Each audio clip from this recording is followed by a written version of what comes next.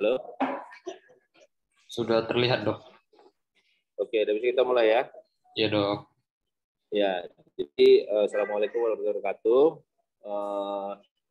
Ini beda sama yang kelas sebelah karena yang kelas sebelah waktu saya buka nggak bisa dibuka. Jadi ini slide saya yang biasa.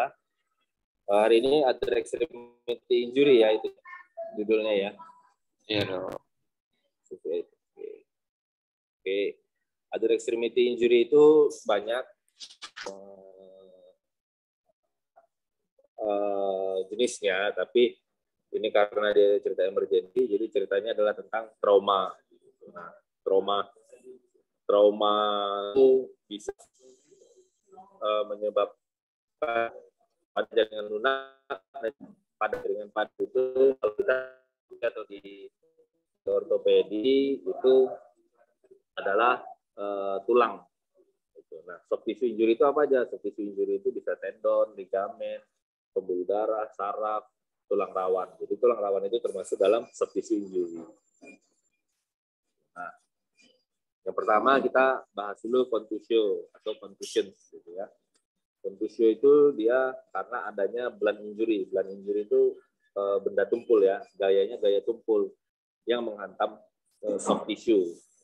Jadi dia terjadi kontusio atau penumpukan ada perdarahan yang akhirnya menjadi akumulasi perdarahan. Itulah namanya kontusio. Gitu. Jadi dia ada kerusakan jaringan lunak yang menyebabkan perdarahan itu.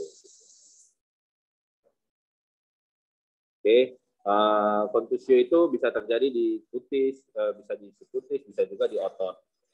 Nah, kalau dia berat bisa terjadi pada otot. Itu juga harus hati-hati gitu, karena kalau dia bisa cedera di otot berarti bisa juga cedera di kulitnya. Nah, jadi harus dicek apakah ada degloving. Degloving itu adalah terpisahnya jaringan kulit dengan jaringan di bawahnya atau fascia. Jadi kalau ada close degloving itu berbahayanya kulitnya bisa mati, bisa nekrosis karena tidak ada vaskularisasi ke sana. Jadi itu harus dicek. Kalau misalnya ada lebam biru, itu pastikan dulu dia memang kontusio, bukan adanya close degloving. Nah, treatmentnya apa? Gitu. Treatmentnya tidak perlu tindakan invasif, yang penting dilakukan RICE. RICE itu tidak digunakan. Itu di bawah jalan, harus istirahat karena terjadi. Jadi ini harus istirahat, tidak boleh di-exercise-kan dulu. Nah, kemudian dilakukan icing atau ice dingin, biasanya kita bilang, untuk meredakan inflamasi. Jadi temperatur itu pengaruh, inflamasinya berkurang, juga pada terjadi akumulasi perdarahan lagi. Jadi icing itu fungsinya adalah mengurangi inflamasi, yang kedua mengurangi perdarahannya. Kemudian passion itu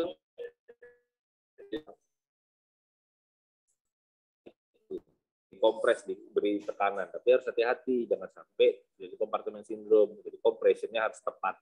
Dan kemudian elevasi itu ditinggikan, misalnya dia bengkaknya di betisnya ditinggikan di ganjal bantal atau diberi elevasi. Supaya apa? Supaya backflow-nya atau aliran vena baliknya itu meningkat. Jadi dia tidak terjadi akumulasi perdarahan yang masif di tungkainya. Yang tidak dibolehkan itu harm, do no harm, heat, alkohol, running, massage. Jadi kalau ada inflamasi, ada kontusio, jangan dimassage, jangan dikompres hangat. Gitu. Itu yang salah. Gitu. Karena kalau ini dilakukan, terjadi lingkaran setan, dia inflamasinya terjadi terus-menerus. Gitu. Jadi nanti malah jadi nyeri kronis dia, atau jadi chronic injury. Nah, itu harus diperhatikan. Ini basic sekali ya. Jadi sekarang kita jumpai sehari-hari. Gitu. Jadi kalau sudah ada kuliah ini, jangan nanti sudah ada problem soft tissue malah dipijit. Gitu. Ini harus aplikasikan, gitu. Karena ini sangat simple, sehari-hari pasti kita jumpai. Nah, ini namanya laserasi, itu laceration ya. Laserasi itu luka cedera yang disebabkan oleh benda tajam. Nah, itu bisa levelnya di mana aja, bisa di kulit, bisa sampai otot, bisa sampai fasia. Gitu. Nah, ini yang bisa terjadi tuh laserasi ya. Karena kan ada yang, kalau lihat di sana itu ada kayu ya. Kok nggak ini kok nggak benda tajam tuh. Nah, dia kan ujungnya itu kan tipis ya. Karena adanya velocity atau kecepatan yang tinggi, itu kan dia membuat dia jadi ada gaya yang sangat kuat atau cepat yang bisa menembus jaringan tersebut. Jadi ini ya bisa termasuk dalam benda tajam karena adanya velocity tadi. Dan luas permukaannya kan kecil ya. Ini lasernya. Jadi itu dia levelnya, bisa di skin, fat atau muscle. Bisa jadi di nerve, bisa terjadi di arteri bisa. Jadi kalau misalnya ada lasi, pakai spoon bersih, steril, dicek, selam dia. Harus tahu kita seberapa dalam, sambil kita bersihkan misalnya kalau dia kotor. Kalau ada perdarahan, dihentikan dengan pressure, ditekan, beri tekanannya dengan cara bebatkan, misalnya tebal tekan. Nah, jangan diikat, karena bisa berbahaya. Nah, kalau misalnya dia hanya di atas luka, ya kalau bagi dokter umum, silakan di debride atau dicuci luka, kemudian dia langsung tutup. Tapi kalau dia di bawah fasia, itu bisa terjadi robekan otot, robekan tendon, atau malah bisa open fracture. Gitu. Jadi itu mungkin harus dilakukan konsultasi ke spesialis. Nah, ini joint injury. Joint injury itu atau dislokasi, bisa strain, rupture itu adalah soft tissue injury. Nah, levelnya banyak. Gitu. Dari sprain itu hanya robekan, strain itu dia robek menyeluruh, robekan yang lebih besar daripada 50%. Rupture dia putus gitu. Kalau kata orang Jawa. Gitu. Problem terapinya sama, rest, icing, compression sama elevasi. Jadi tidak ada yang berbeda dia, sama-sama soft tissue injury. Oke. Nah, kalau sudah terjadi cedera ligamen tadi, itu apa yang terjadi pada sendinya? Nah, jadi kalau misalnya dia masih ada ligamen-ligamen lain yang mendukung stabilitas, dia hanya terjadi subluxasi. Subluxasi itu dia hanya partially displaced. Kalau dislokasi itu terjadi karena dia sudah rupture semua stabilitasnya. Jadi dia dislokasi, completely dislokasi. Nah, dislokasi itu bisa terjadi akut. Gitu. Ada juga yang dia kronis atau berulang kali. Nah, berulang kali itu ada habitual dislocation, ada juga recurrent dislocation. Ini masih kedengaran ya? Halo? Masih ya? Ya, Dok. Oke. Jadi kalau habitual dislocation itu dia dislokasi, tapi bukan karena rupture dari ligamennya, cuma ligamennya itu melar dia, memanjang. Gitu. Bisa karena genetik, bisa juga karena sudah pernah ada penyakit lain. Itu bisa terjadi habitual dislocation. Habitual dislokasi itu dia dislokasi, terus kita bisa balikin lagi. Jadi pasiennya itu sudah pernah, ini bisa dislok, ini balik lagi. Gitu. Itu habitual. Nah, kalau recurrent itu bedanya apa? Recurrent itu dia sudah pernah trauma, tidak diterapi dengan baik, dia unstable, bisa keluar masuk, tapi ada nyeri. Gitu. Jadi tidak karena karena kondisi yang sudah normal sebelumnya, bagi pasiennya normal, gitu. Tapi karena ada trauma, kemudian terjadi dislokasi yang menimbulkan nyeri atau menimbulkan gangguan aktivitas hidup. Treatmentnya apa gitu kalau dislokasi? Harus direposisi segera. Kenapa?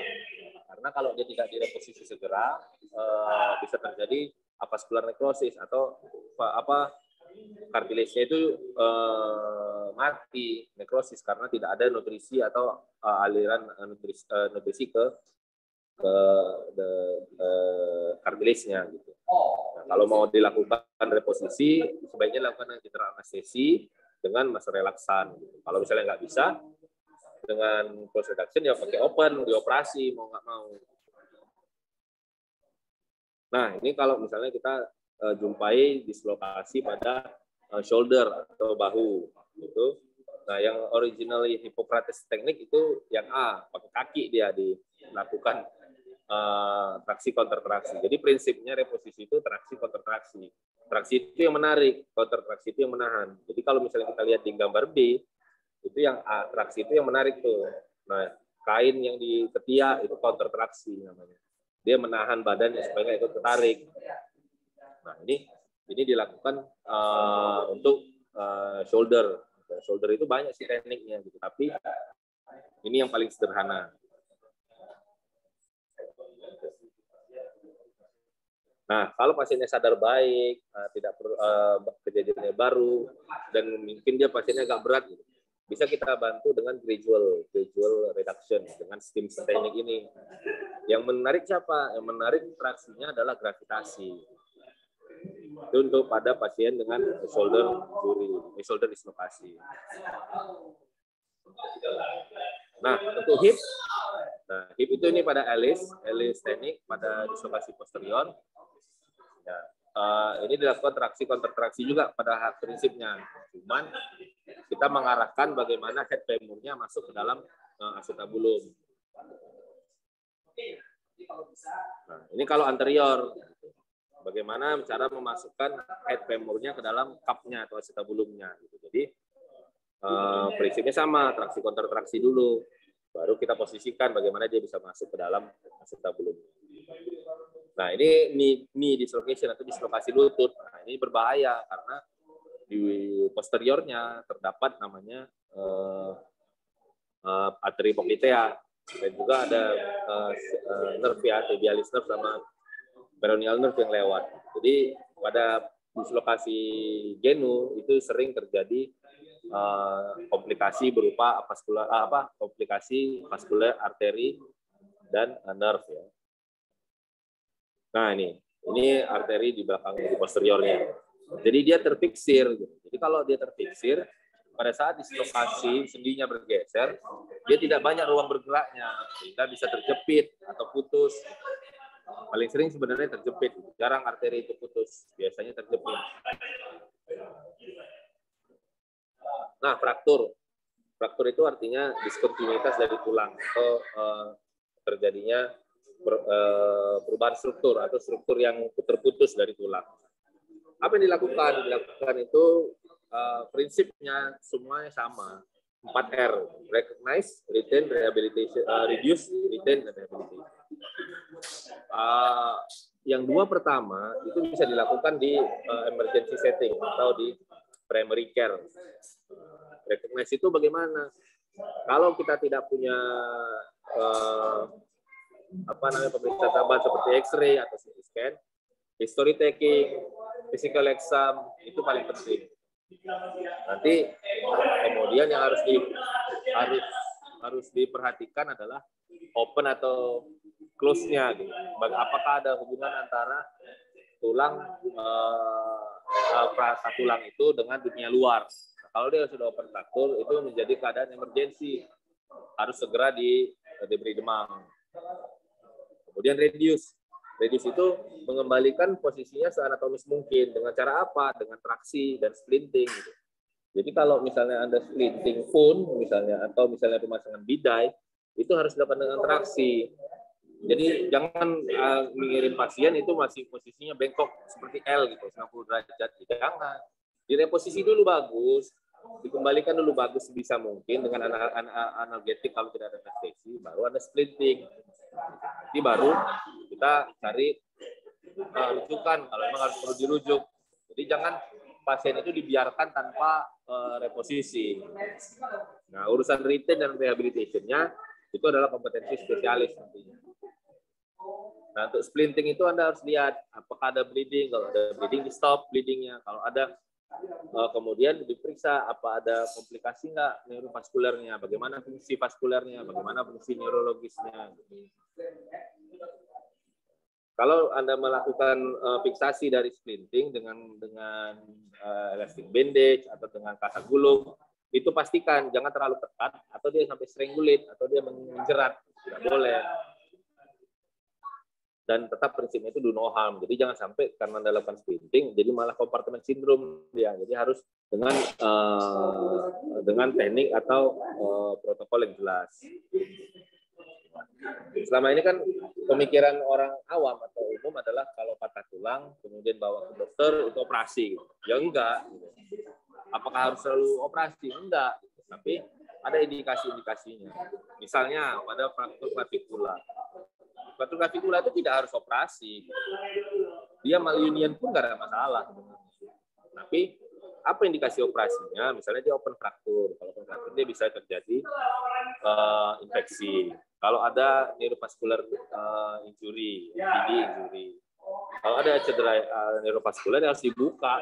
Dibuka, kita perbaiki dulu neurovaskularnya, baru kita frakturnya kita fiksasi. High demand patient, pasien dengan misalnya pasien dengan atlet. Pasien atlet itu dia harus kembali secepat mungkin beraktivitas, atau dia ojek online. Dia harus kembali secepatnya beraktivitas supaya dia mencari nafkah untuk keluarganya. Jadi jangan kita kasih dia konservatif. Kenapa? Kalau dia konservatif, dia baru kembali misalnya 3 bulan lagi, lama dong dia. Makan apa dia gitu. Jadi banyak faktor-faktor yang harus diperhitungkan dalam mempertimbangkan operasi. Nah, yang lain itu ya skin tenting, atau skin tenting itu dia mau keluar tuh kulitnya, tulangnya dari kulitnya. Dan itu di 100 cm atau hanya sendi. Lupa kalau tulang. Misalnya simpatifnya gitu, bisa pakai tips, bisa pakai brace. Nah, itu bisa dilakukan.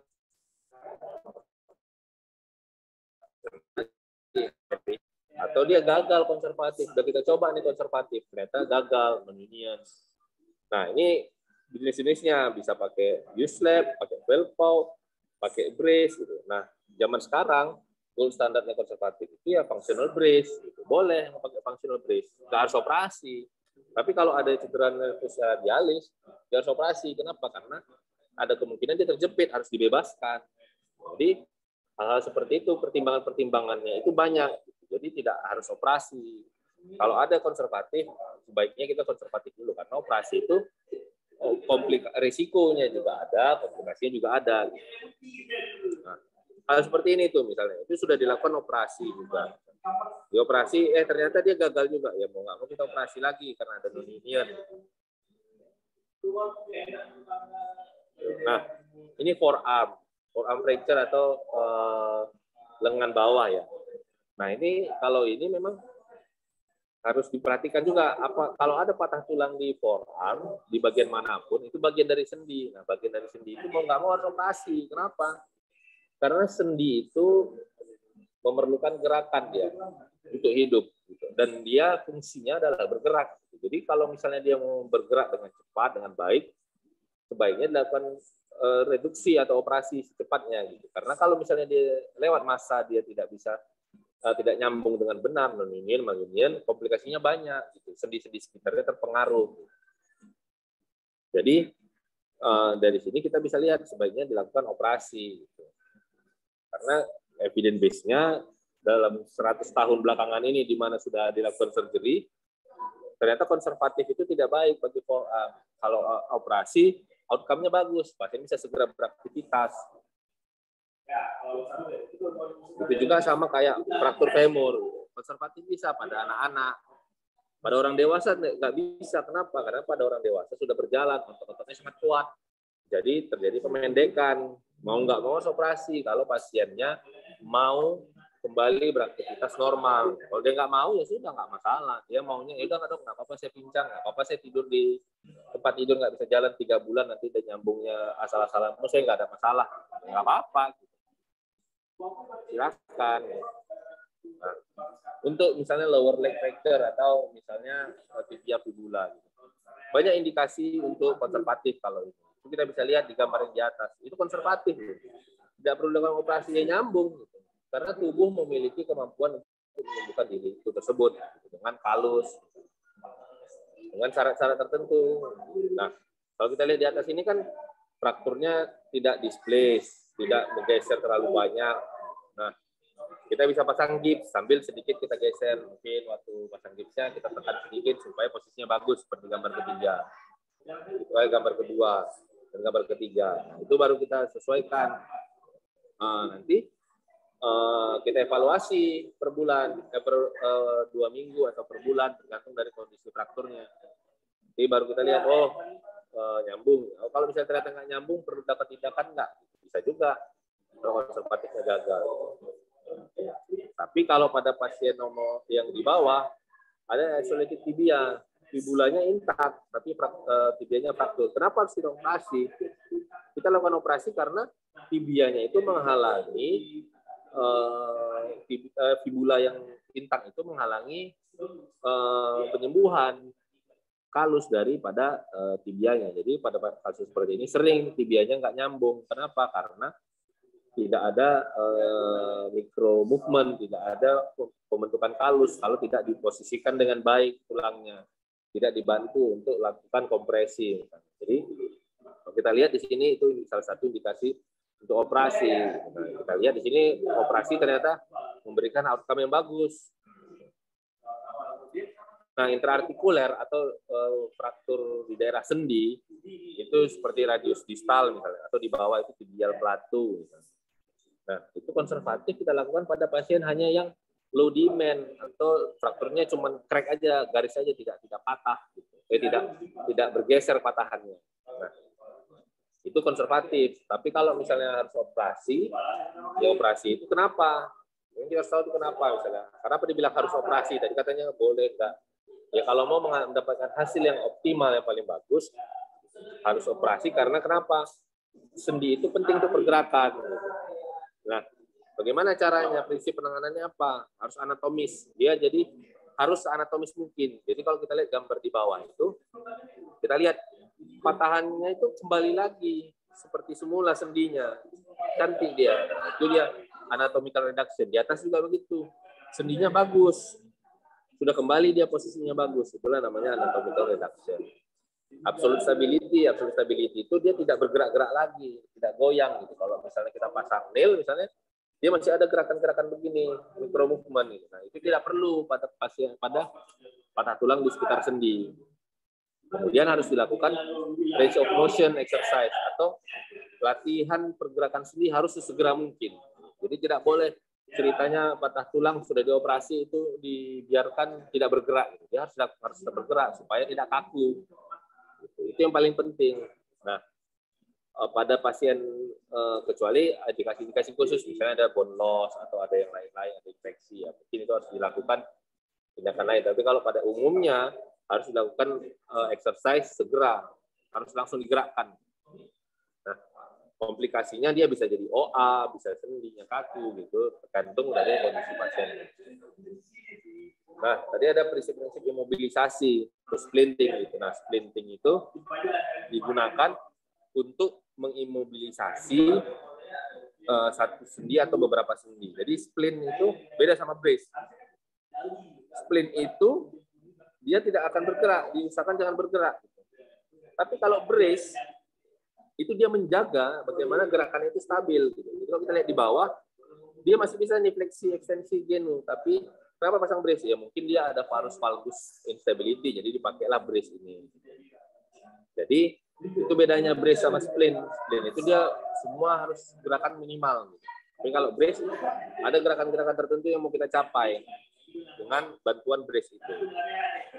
Itu untuk melindungi fraktur atau fraktur yang partially healed atau juga kalau misalnya ada gangguan sendi, instability di sendinya. Cast, apa itu cast? Cast itu gips yang sirkuler misalnya, yang di tangan itu. Nah, itu dia bisa dibilang stress sharing device. Jadi dia tetap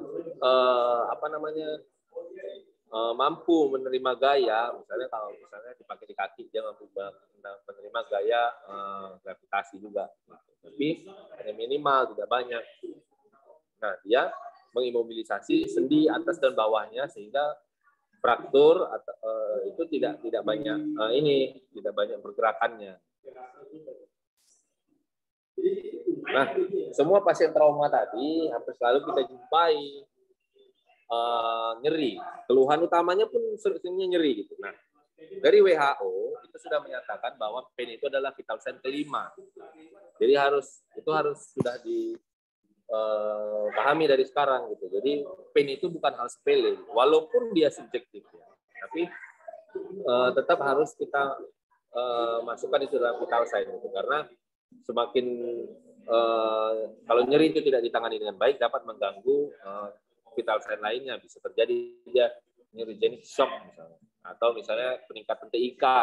Jadi banyak hal-hal yang menyebabkan komplikasi fatal kalau pain ini tidak diberikan. Nah, pada pasien trauma sebaiknya dilakukan langsung IV analgesia. Jadi jangan berikan oral dulu, kecuali memang kita lihat cederanya ringan gitu. Ringan sekali lah, seperti fisio tadi. Ya udah itu kasih analgetik aja, NSAID oral. Tapi kalau misalnya dia berat, fisionya pun berat, ya tetap diberikan IV gitu. Nah, mulainya dari bawah, ada WHO pain ladder namanya. Nah, pain ladder itu dilihat apa dulu, paracetamol dulu, NSAID. Baru kalau tidak mempan naik ke tramadol. Tramadol nggak naik ke fentanyl atau morfin. Nah, ini namanya WHO pain ladder. Jadi mulai dari paling ringan dulu. Jangan langsung yang paling berat, gitu, yang tidak boleh. Jadi selalu mulai NSAID. NSAID apa? IV, ketorolak, IV. Jadi makanya sering kita jumpa IGD langsung udah masuk ketorolak. Nah, itu yang harus dilakukan. Ada juga inhalasi analgesia, tapi itu jarang diberikan. Nah, nerve block atau regional block boleh dilakukan, tapi kalau sudah yakin tidak ada compartment syndrome. Yang kedua, kalau diagnosis sudah tegak, tidak perlu terapi, tidak perlu diagnosis lagi. Ini gini, belajar dulu ya, ngajar dulu ya. Jadi kalau mau di blok boleh, tapi kalau sudah jelas diagnosisnya tidak ada resiko compartment syndrome, boleh di blok supaya pasiennya berkurang rasa sakitnya.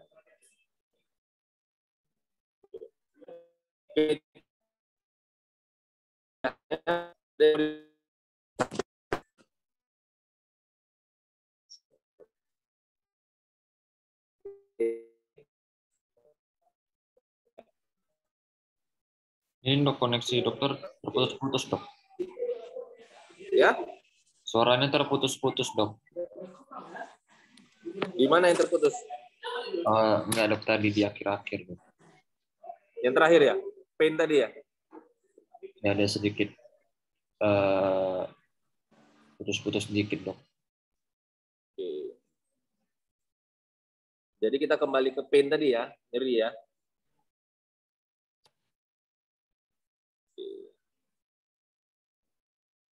Ini kelihatan yang pain tadi, pain management? Kelihatan dok. Ya, jadi pain management itu penting di trauma, karena pain itu dari WHO itu sudah vital sign kelima dia, vital sign. Jadi harus diberikan karena komplikasinya berat kalau dia tidak di-treat. Nah, bagaimana penanganannya? Kalau dia trauma, jelas-jelas dia berat trauma. Kalau cuman kontusio dikit aja di jempol misalnya, ya nggak apa-apa kasih oral gitu. Tapi kalau nyeri fraktur atau kontusio besar dia di paha gitu kan, berikan IV analgesia. Start from the bottom, paling bawah apa? NSAID, paracetamol. Ya, itu tolak IV ya, kita kasih juga IV. Tidak mempan, ledernya mana tramadol yang lebih rendah aplikasinya dibandingkan ini. Begitu tramadol nggak bisa, kalau tinggi kan indikasinya masa lebih misalnya kita boleh karena mau ini udah boleh, tapi pastikan kompartemen sindromnya tidak risiko kompartemen sindrom itu minimal.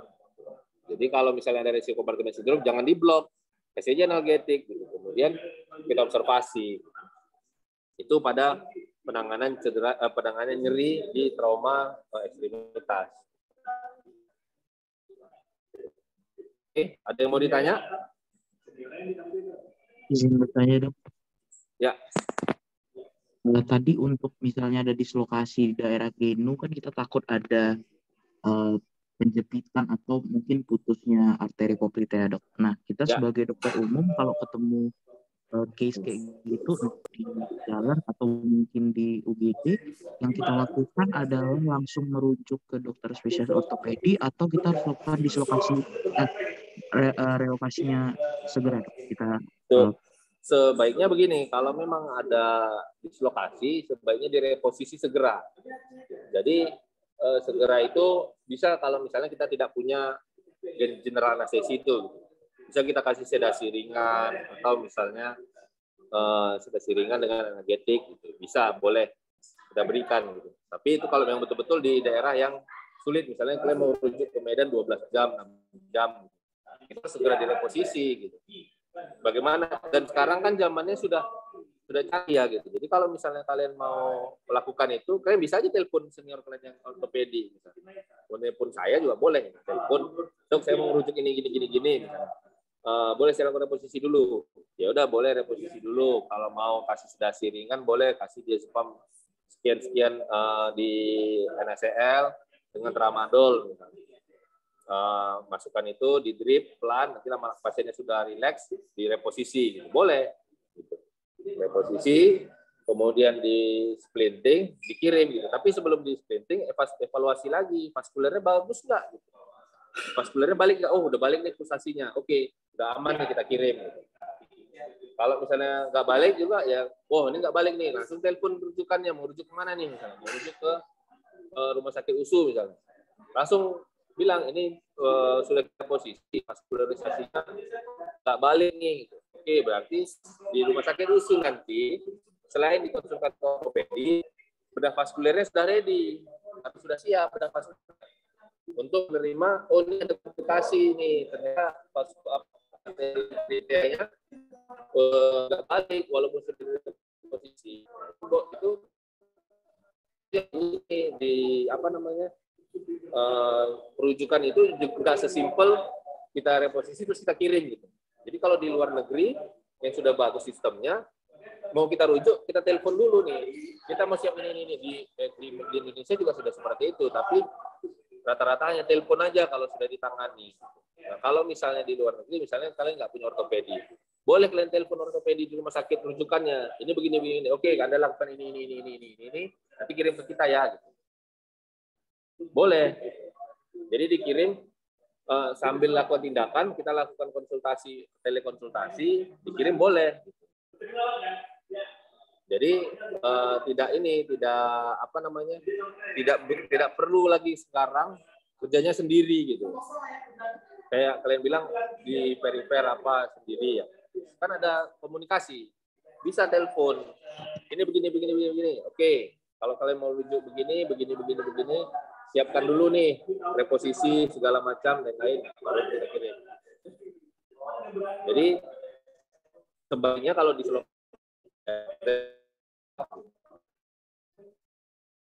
kecuali misalnya kejadiannya di USU, kalian di Puskesmas Padang Bulan, ya nggak apa-apa kirim aja, toh cuma berapa menit kan dari Puskesmas Padang Bulan ke rumah sakit USU, ya balikan aja ke sini karena penanganannya bisa lebih baik. Jadi kalau bisa dia penanganan lebih baik dalam waktu cepat, ya rujuk dulu. Tapi kalau tidak bisa dalam waktu cepat, golden period itu tidak tercapai, ya tangani aja dulu. Perlu konsultasi dulu, telepon aja dulu rumah sakit terdekat ortopedinya. Dok, saya begini. Boleh nggak dok, mohon bimbingannya gitu. Sekarang udah banyak kok, bisa video call, bisa voice call gitu. Mau video call sekalian boleh dok, ini udah betul posisinya, boleh saya tarik, boleh, nggak ada masalah. Zaman sekarang kan sudah terbuka ya gitu, akses telekomunikasi. Jadi banyak tindakan yang bisa dilakukan dengan supervisi jarak jauh. Boleh aja dilakukan. Kalau ragu, kalau mau sendiri boleh, tapi harus punya ilmunya dan skillnya harus sudah mumpuni. Rajin baca. Kalau mau sih sebenarnya ya triknya buka YouTube gitu. Kami pun belajar operasi juga banyak dari YouTube gitu. Udah belajar di lagi, oh ini ya, oh ternyata dia masuknya dari ini ke sini. Ya udah. Boleh YouTube, tapi ya sumbernya terpercaya. Misalnya, oh ini yang reposisi ortopedi, bukan dukun patah pergendangan. Nah, itu gitu. Jangan perlu buka YouTube, yang kalian buka dukun patah pergendangan, itu lain ceritanya kan. Atau sensei, kan gitu. Ya, kalau kalian sekolahnya kedokteran, ya bukanya itulah gitu. Soalnya kalian sekolah sensei, kalian bukalah sensei itu. Gitu. Boleh. Karena itu sudah urgensi. Oke, ada yang mau ditanya lagi? Terima kasih, Dok. Permisi dok, saya yang bertanya. Ya. Tadi dok kan kalau misalnya di konservatif itu kan nanti bakal nyatu sendiri, dia bakal bentuk halus dok. Ya. Nah kalau saya itu kan bentuknya nggak normal dok, itu apa perlu diperbaiki lagi gitu dok, atau dibiarin aja? Kan dia nonjol gitu dok.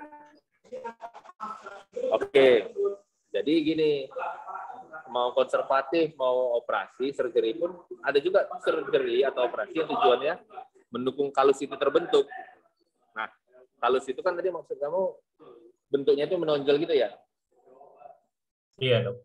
Bukan alignment-nya kan? Kalau alignment-nya jelek ya kita perbaiki. Alignment itu maksudnya begini nih, lurusnya kita gitu perbaiki begini gitu. Tapi dia posisinya begini, cuman ada kalus begini gitu kan? Gitu. Nah, kalau ada kalus begini nggak apa-apa, biarin aja. Nanti dia akan ada namanya fasenya. Kalau kalian nanti koas, seharusnya sih dari sekarang ya. Kalian baca itu fracture healing. Gitu. Nah, fracture healing itu ada callus formation. Jadi pada saat callus formation dia akan gemuk begini. Itu kan tulang muda tuh. Nanti pada saat dia mulai masuk ke fase konsolidasi, dia akan resorpsi. Yang kalus ini itu bukan cortical bone, dia masih tulang muda. Jadi dia akan mencoba membentuk cortical bone. Nah, membentuk korteks itu dia di situ dulu prosesing dulu berapa minggu. Nanti dia akan konsolidasi remodeling, yang akan membentuk sendiri.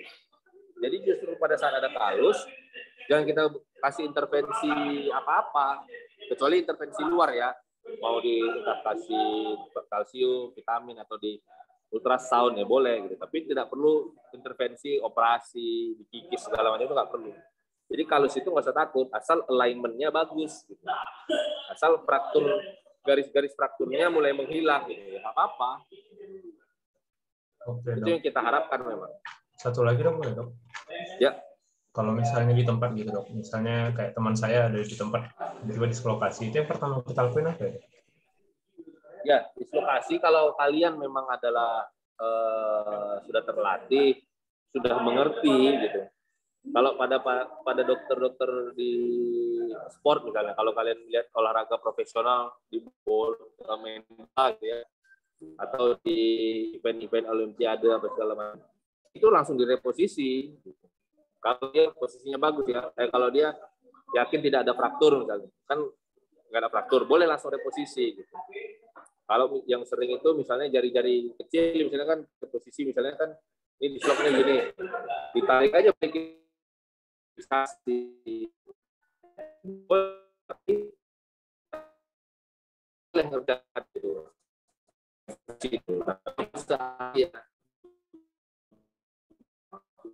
telat itu akan sulit, udah tegak, Izin dok. sulit dia operasinya. Permisi dok, putus-putus. Putus-putus. Ya. Jadi kalau kita atur mengerti tekniknya boleh dilakukan. Tapi kalau setengah jam, sejam,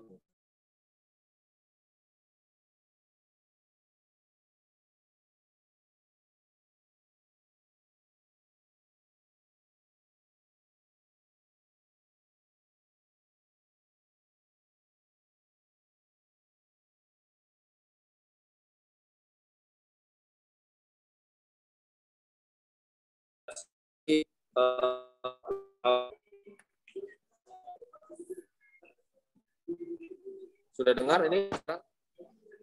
Sedikit putus-putus dok. Bentar ya. Iya. Atau dari HP aja ya, kan udah selesai kan. Bentar dulu ya, mana ya?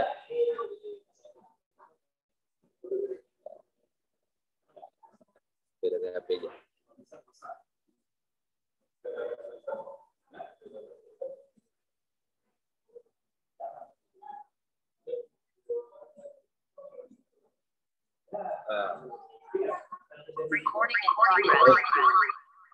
Jadi gitu aja.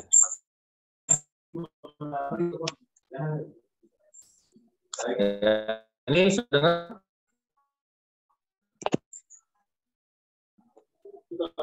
Oke, halo. Ya dok. Ya. Jadi tadi tadi akun kalian jumpai itu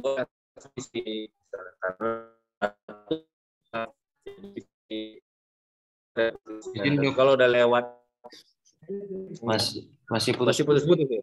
Iya dok, mungkin koneksi dokter dok. Iya. Ini udah lancar sih. Ini sinyal mau yang merah, tapi coba aja. Jadi kalau dia udah lewat setengah jam, sejam, itu sebaiknya dilakukan reposisinya di rumah sakit karena ototnya udah spasme, udah tegang, jadi sulit untuk dibalikkan. Tapi kalau misalnya dia baru kejadian langsung ke reposisi, ya bagus. Cuman harus pasti tidak ada komplikasi lain, gitu. Tidak ada fraktur, tidak ada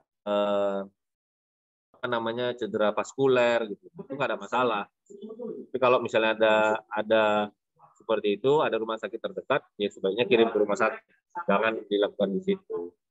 Oke, ada lagi? Kenapa nggak ada yang mau? Permisi dok, satu lagi boleh dok? Ya, silakan. Kalau sprinting sama gitu dok, indikasinya beda di mana ya dok? Apa waktunya? Ya dok. Jadi gini, splinting itu tadi gunanya untuk imobilisasi sementara, gitu. Dia hanya sementara, jadi tidak untuk hold reduction, gitu. Dia tidak menahan reduksinya lebih lama, gitu.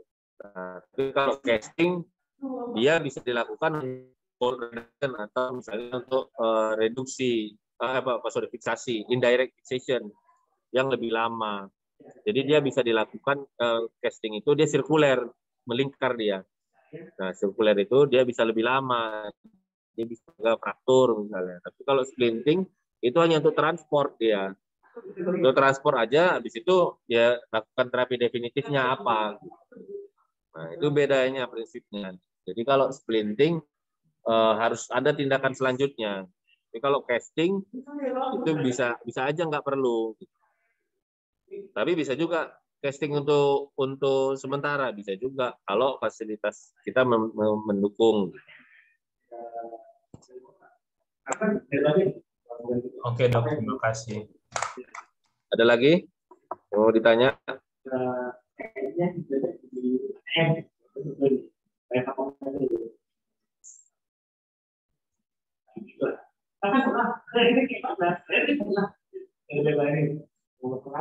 Oke, nggak ada yang tanya lagi?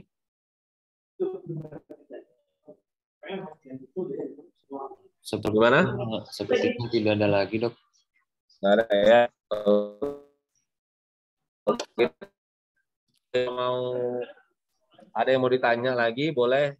Nanti kan komtingnya ada nomor saya ya. Jadi boleh di chat, boleh WA, atau ya kalau ada Instagram, mau dari Instagram boleh, mau dari WA boleh.